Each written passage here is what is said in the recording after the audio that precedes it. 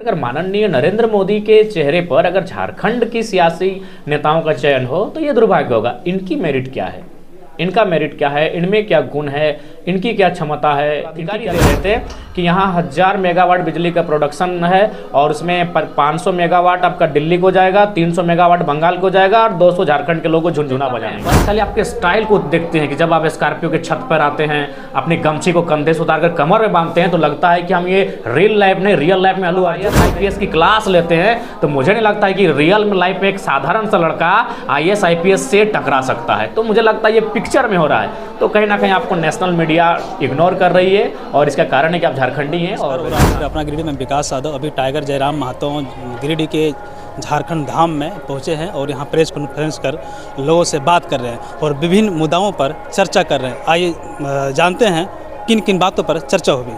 पहले झारखंड धाम जिनको हम लोग किताबों में पढ़ते थे तो सोचा चल आज दर्शन करते हुए जाएं, वहाँ एक असीम शांति की अनुभूति प्राप्त हुई। और झारखंड के कई ऐसे आस्था के केंद्र हैं, पर्यटक के केंद्र हैं जहाँ एक असीम शांति की अनुभूति मिलती है।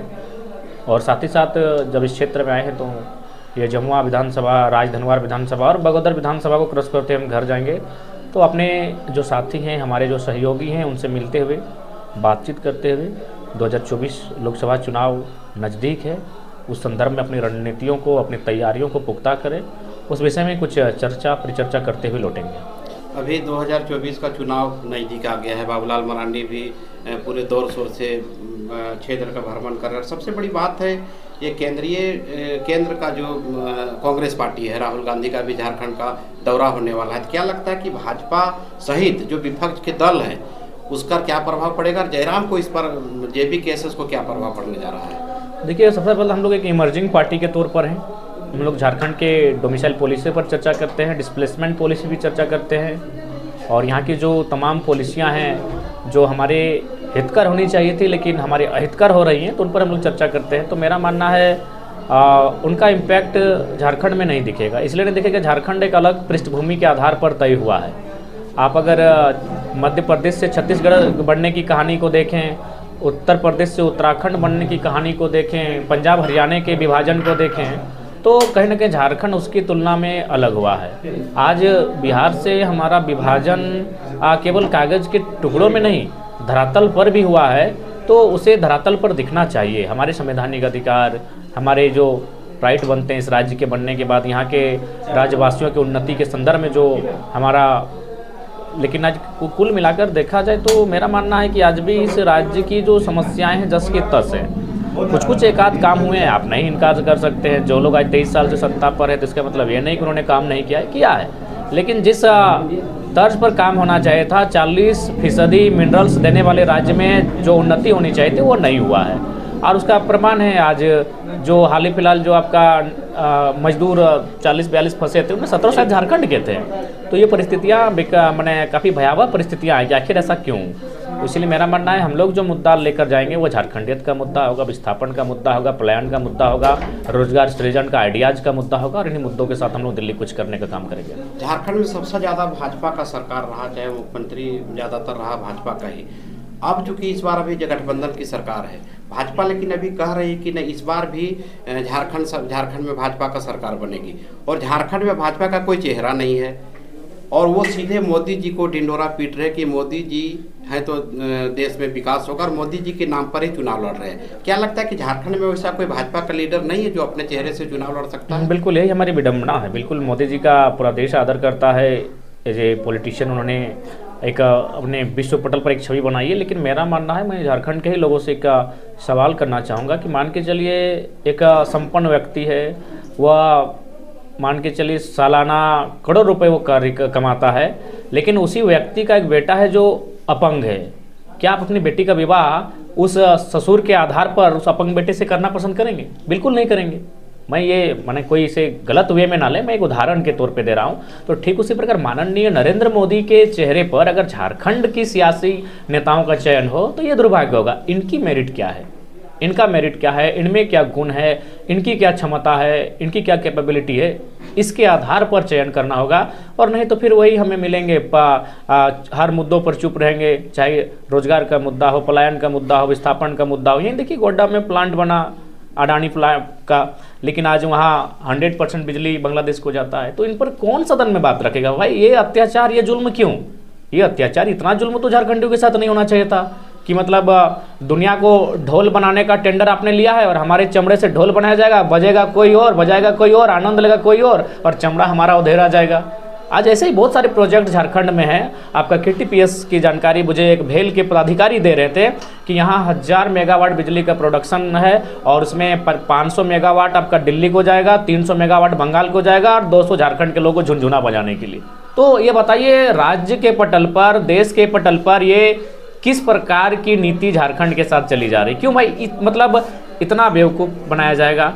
वास्तव में कहा जाए कि हमारे सभी प्रांत आज़ाद हो चुके हैं, लेकिन झारखंड का प्रांत आज भी आज़ाद नहीं हुआ है। आज भी यहाँ उपनिवेश हावी है। आज भी यहाँ जो हमें जिनके खिलाफ बिरसा मुंडा की लड़ाई रही है, जिनके खिलाफ हमारे तमाम आंदोलनकारी तिलका मांझी, रघुनाथ महतो की लड़ाई रही है, तमाम नीलांबर, पीताम्बर, टिकैत, तुमराव, शेख भिखारी की लड़ाई रही है, जल जमीन जंगल को बचाने की लड़ाई रही है, आज भी तो वहाँ देख रहे हैं कि बाकी जो अन्य राज्यों के बड़े बड़े कॉरपोरेट्स वर्ग, अन्य राज्यों के बिल्डर वर्ग यहाँ लाकर लगातार हमारी जल जमीन जंगलों को हमसे दूर लेकर जा रहे हैं।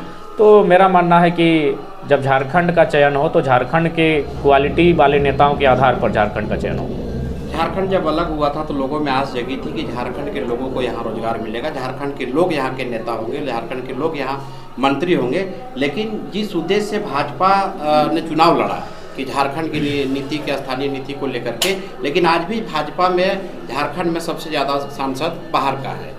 देखिए, यही हमारा दुर्भाग्य है। और आज मैं आपको बताना चाहूँगा, रघुवर सरकार जब थी उनके टाइम में एक बिल जो बना था कि हमारे पास जो भी हमारे GM लैंड थे, जिनका बाकायदा अधिकार क्षेत्र रैयतों के अधीन होता है वो GM लैंड, लेकिन वो GM लैंड को उन्होंने लैंड बैंक बना के रख दिया है। यानी जब भी कोई कॉरपोरेट की नज़र उस ज़मीन पर जाएगी, सरकार ऊंचे दामों पर वह ज़मीन कॉरपोरेट वर्ग को ट्रांसफ़र कर देगी।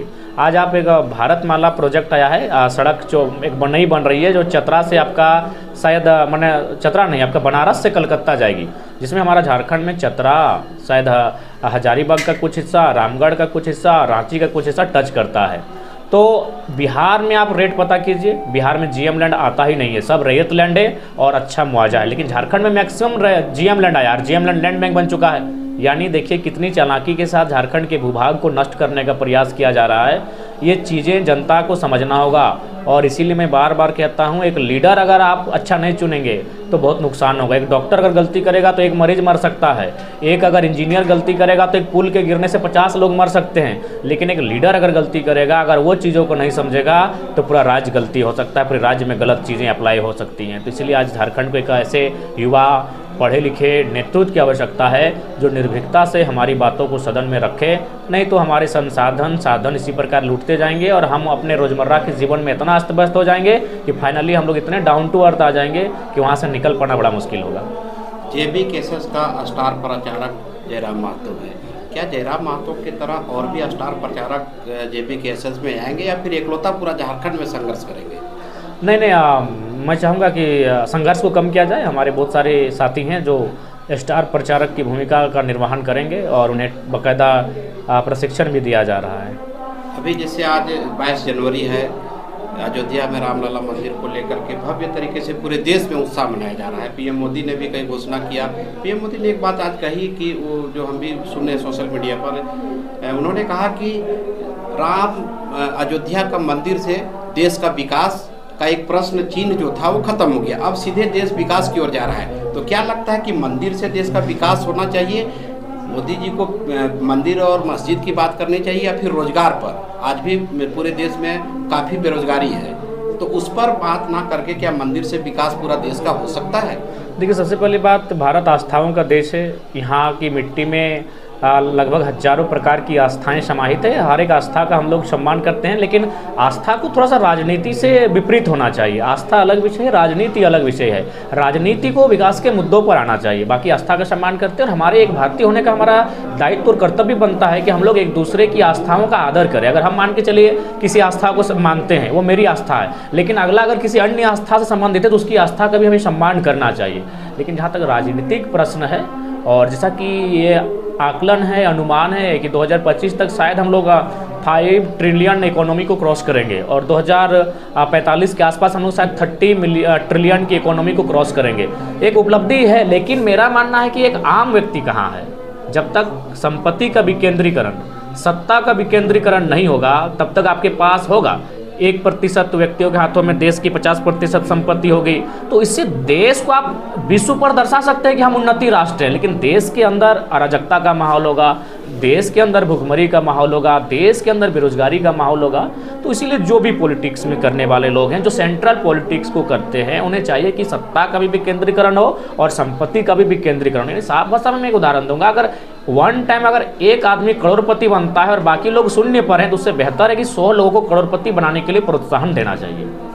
अभी जैसे अब क्या लगता है कि झारखंड की आवाज़ जो है सो दिल्ली में गूंजेगा? जयराम महतो चुनाव लड़ेंगे कई सीटों पर, विधानसभा लोकसभा का 4-5 सीटों पर हम लड़ेंगे और आवाज़ गूंजेगी क्या? कि हाल ही फिलहाल एक लिंक हमें किसी ने भेजा जो शायद नेशनल ब्लॉगर फिर इंटरनेट पर था, जिसमें वो पहला था कि कौन है जयराम महतो, अपने स्कॉर्पियो के बॉर्नेट पर देते हैं भाषण, क्यों सुनने आते हैं लोग, इस टाइप के था। तो नेशनल न्यूज़ में मुझे लगता है अगर जगह मिला, और अगर नेशनल न्यूज़ हमारे प्रति कहीं ना कहीं अभी तक उन्होंने इग्नोर किया है। बाकी आप देखिएगा, पाकिस्तान से एक लड़की पार हो जाती है तो नेशनल न्यूज़ बन जाता है, एक छोटी मोटी दुर्घटना हो जाती है तो नेशनल न्यूज़ बन जाता है। लेकिन आज हम लोग 2 सालों से संघर्ष कर रहे हैं, ये इतनी यातनाएं झेल रहे हैं, इतना हमारे साथ दुराचार हो रहा है, अमानवीय व्यवस्थाएं बहाल हैं, लेकिन नेशनल न्यूज़ नहीं बना है।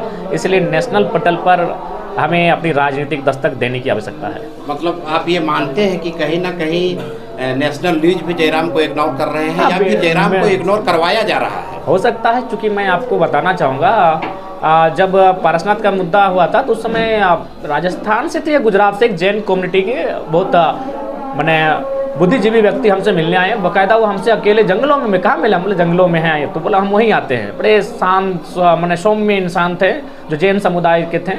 उन्होंने कहा कि देखिए, लगभग हमारे और उनके बीच आधा घंटा डिस्कस हुआ, बहुत सारे मुद्दों पर हुआ। उसके बाद उन्होंने कहा कि जब आप सिर्फ झारखंड के होने के कारण और आप कहीं ना कहीं एक किसान वर्ग से होने के कारण आपको इग्नोर किया जा रहा है, वरना अगर आज आप हमारे कौम से होते हैं, यानी जैन समुदाय पर प्रति से होते हैं, तो आपको नेशनल न्यूज़ में नहीं इंटरनेशनल न्यूज़ में जगह मिलती। उनका बाकायदा कथन था कि हम आपको सिर्फ सुनते कम हैं, बस खाली आपके स्टाइल को देखते हैं कि जब आप स्कॉर्पियो के छत पर आते हैं, अपनी गमछी को कंधे से उतारकर कमर में बांधते हैं, तो लगता है कि हम ये रियल लाइफ में अल्लू अर्जुन को देख रहे हैं। उसके बाद जब आप IAS IPS की क्लास लेते हैं, तो मुझे नहीं लगता है कि रियल लाइफ में एक साधारण सा लड़का IAS IPS से टकरा सकता है। तो मुझे लगता है ये पिक्चर में हो रहा है। तो कहीं ना कहीं आपको नेशनल मीडिया इग्नोर कर रही है, और इसका कारण है कि आप झारखंडी हैं और किसान वर्ग से आते हैं।